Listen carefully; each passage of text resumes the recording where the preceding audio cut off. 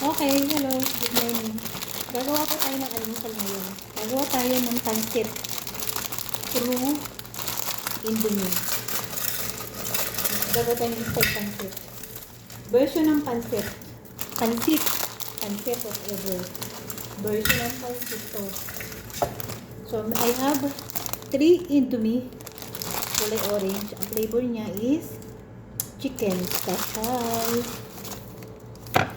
Yan. Lagyan na natin tubig. Sasalang natin. Papalambutin natin to. Okay. Alright. Palambutin lang to. Ayan na. Sinalang ko na po siya sa kalan, sa apoy. Papakuluin lang natin siya.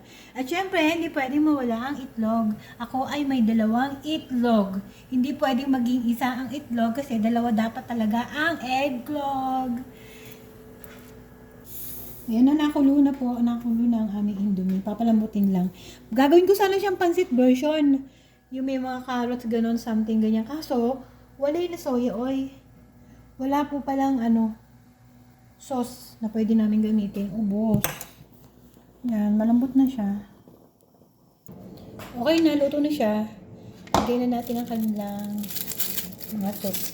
Dapat gagawin ko tong pancit eh. Lalagyan ko ng mga sawg-sawg na gulay-gulay kasi masarap ang gulay. Kaya lang, hindi kakasya itong pinaka niya, powder na to. Mekos-mekos. Kulang. Dapat may tulong ng soya. Yung soya para siyang Indo food siya na para siyang oyster sauce dito. Kaso, wali na. Sayang naman, tatabang yung lasa. Sunod na lang. Sunod ko na lang siya gagawin. Pansit-pansitan. Sa ngayon, yan muna.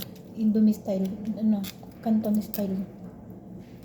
Masarap to. Mas gusto ko siya kaysa sa isa-isang brand ng kamagalit sa akin.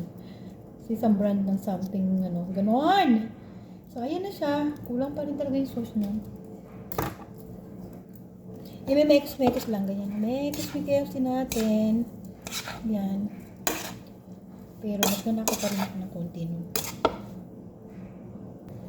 Kumuha pa rin po ako ng kahit konti lang. Ang pasarap to. Masarap to eh. Habang tulog sitting. Konti lang. Para lumasa lang. Yan. Ganun. Haluin natin. Halo. Haluin po.